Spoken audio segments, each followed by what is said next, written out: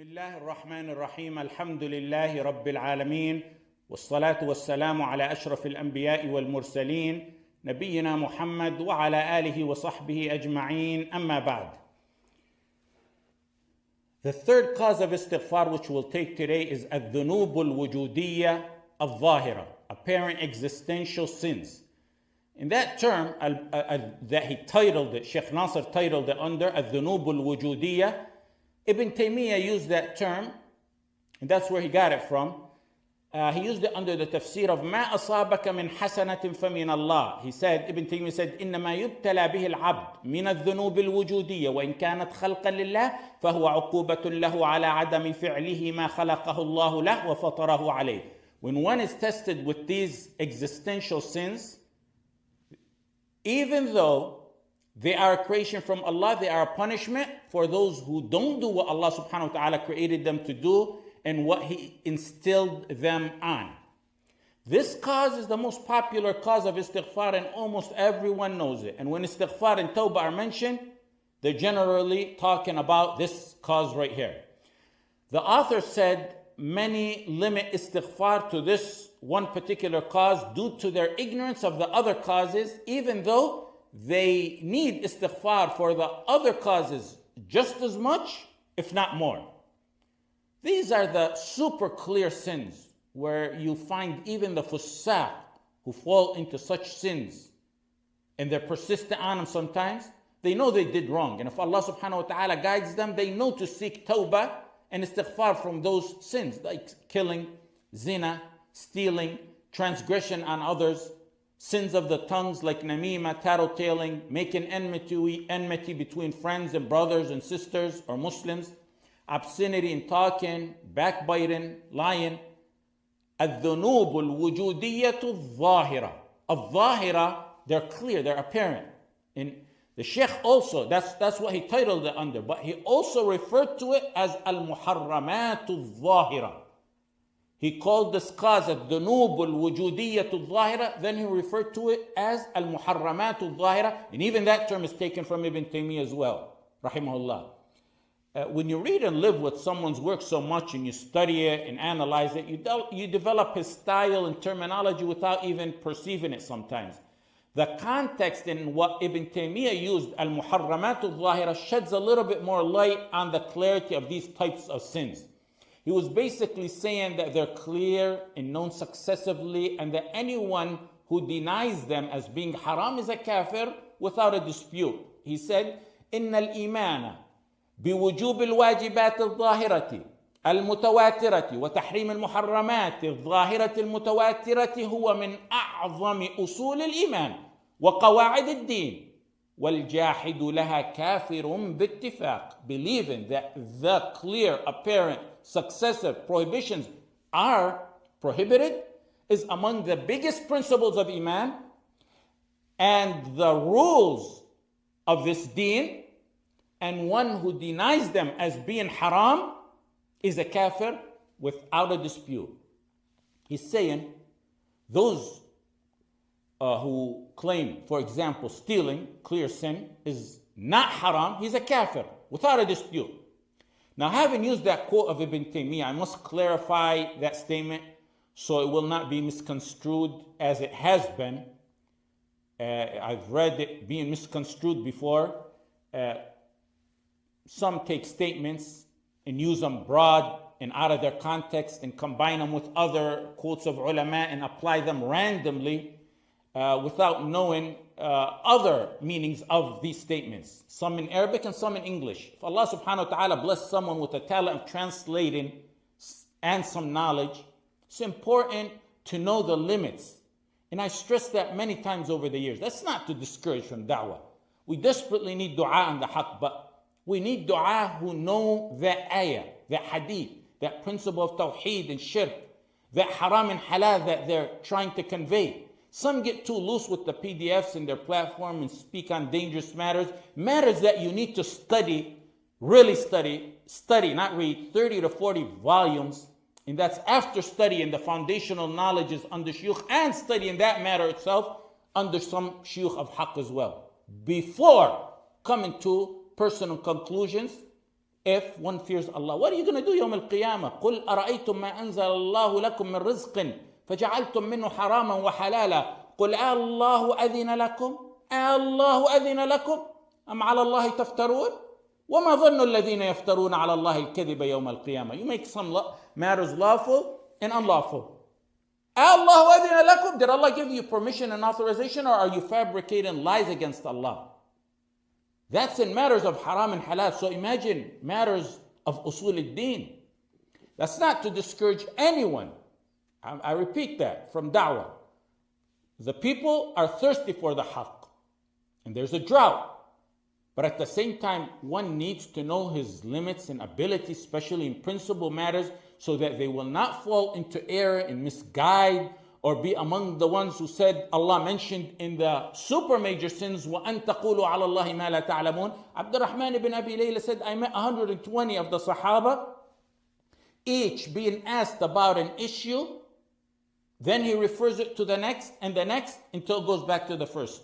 Ahmad ibn Muhammad al-Iskafi, al-Athram, al-Ta'i, who was a student of Imam Ahmad ibn Hanbal, he said, I would repeatedly hear Imam Ahmad saying, I don't know, in matters that I know he knows the opinions in them. Ibn Abbas and Ibn Mas'ud said, anyone who answers every fatwa that's presented to him is crazy. The quote of Ibn Taymiyyah rahimahullah that I mentioned is saying, one who denies an apparent successive prohibition, a haram, as being a haram, is kafir. That's in the 12th volume. In the 7th volume, he said, the one who denies the prohibition of the clear apparent haram after, look at that, after proof was established against him, then he's a kafir. That essential addition to what's in the 12th volume is significant. He said, on top of what's in the 12th volume, he said, those where proof has not been established against them, like the ones new into Islam, or those who live in towns far where the Sharia didn't reach to them, or someone who made an error thinking the people who believe and do good deeds are exempt from the prohibition of drinking alcohol, like what happened during Umar radiallahu anhu's time when he asked them to recant after he summoned them. Those and anyone like them, you ask them to repent and recant. If they insist, they are disbelievers. If they insist, they are disbelievers, and they are kuffar. And you don't rule that they are kuffar before that. The Sahaba didn't consider Qudama and his companions kuffar in their misunderstanding. And I'll get to that in a second. So in the 12th volume, there's no mention of excuse in such matters because it's summarized. Whereas in the 7th volume, he went into detail and mentioned the possibility of excuse due to ignorance in such matters. Authors sometimes give a conclusion, sometimes they elaborate. The elaboration defines the summary. And sometimes what creates confusion is the fatwa is given based on a certain circumstance. And there's other reasons. So what Ibn Taymiyyah was talking about, he was talking about Qudama ibn Mad'un, who was a maternal uncle of Abdullah ibn Umar. He witnessed Badr and he was a governor of Umar radiallahu anh in Bahrain. Qudama radiallahu anh didn't believe alcohol was fully halal, but he believed that there's an exemption for those who do righteous good deeds based on the general terms of the ayah. ليس على الذين آمنوا وعملوا الصالحات جناح فيما طعموا إذا ما اتقوا وآمنوا وعملوا الصالحات ثم اتقوا وآمنوا ثم اتقوا وأحسنوا والله يحب المحسنين. In Surah Al-Ma'idah, in summary, the meaning of the verse, those who believe and do righteous good deeds, there's no sin on them for what they consumed, if they fear Allah. Imam Muhammad bin Abdul Wahhab, rahimahullah, said, it's by ijma' of the Sahaba, during the time of Umar, that they do takfir on Qudama and those with him if they didn't repent. That's a statement used against Imam Muhammad a lot. And they use it against him to claim that he declared takfir on a Sahabi, but they don't say that he said if they don't repent. if they don't repent. Qudama's ta'wil was clearly an innocent error in ta'wil, misinterpretation. Because as soon as the matter was explained to them, they repented from that misrepresentation. That verse was actually revealed pertaining to khamra as well. It's not some random verse he pulled out and used it. It actually, the reason for revelation pertained to khamra as well. In Musnad Ahmad, Ibn Abbas said, the companions asked after khamra was prohibited, "O Messenger, what about those who died consuming alcohol? What's the status of those who died using alcohol before it was prohibited? They drank and they died drinking, never repented. Now it's prohibited. What's their status?" So Allah subhanahu wa ta'ala revealed the verse. Of course, the verse is an exemption for those who died consuming it before it was prohibited. Those who believe and do righteous good deeds, there is no sin on them for what they consumed. لَيْسَ عَلَى الَّذِينَ آمَنُوا وَعَمِلُوا الصَّالِحَاتِ جُنَاحٌ فِي مَا طَعِمُوا. But his error was in the ta'wil, misinterpretation to include those alive as well. Point being, there may be an excuse and ignorance in those matters based on certain times, certain eras. Era could be a factor, certain situations, certain individuals, factors that may weigh in to give an excuse. Like the example Ibn Taymiyyah gave, which I mentioned, a person who lives far away where Sharia didn't reach him and he can't reach anywhere. Or he got caught up in Dar al-Kufr, he took his Shahada, there's no knowledgeable people or Muslims there, and he's ignorant in some matters of haram and halal. Ignorance that can be removed by learning is not an excuse for falling into haram or leaving an ordain. Ignorance where one sincerely wants to remove it with all that which Allah subhanahu wa ta'ala gave him, but he can't. Ignorance where one can't remove it because the channels and avenues to the truth or the knowledge is not possible. So we took how to combine what Ibn Taymiyyah said in volume 7 and in volume 12. And if I stop here, it's going to be misconstrued even more. So my final point is what I said so far. We're talking about haram and halal. I didn't mention tawheed. Did I? Nor did Ibn Taymiyyah rahimahullah. Haram and halal. الواجبات الظاهرة المتواترة. المحرمات الظاهرة.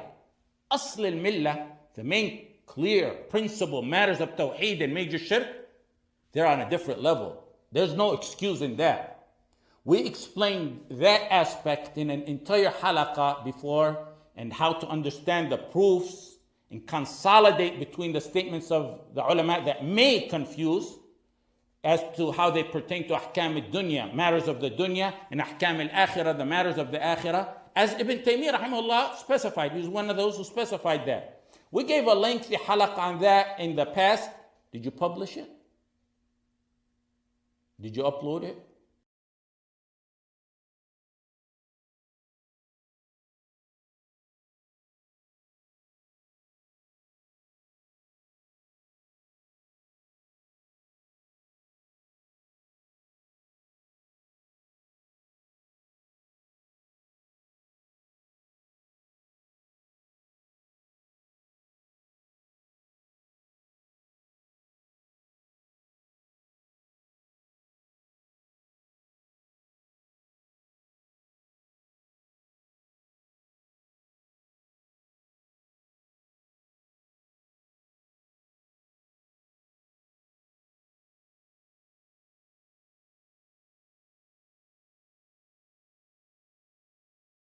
If it's not available, schedule a time. We can do another halaqah, inshallah, on that topic, or probably better yet, a book so the references can be specified by pages and volumes.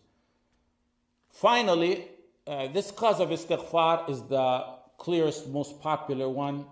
Clear, apparent sins. That's the title of it. So nearly everyone knows it. Everyone knows zina, killing, backbiting, transgression is haram. And it's the most popular one. So we'll leave it at that. And we can start the next one since this was a short cause.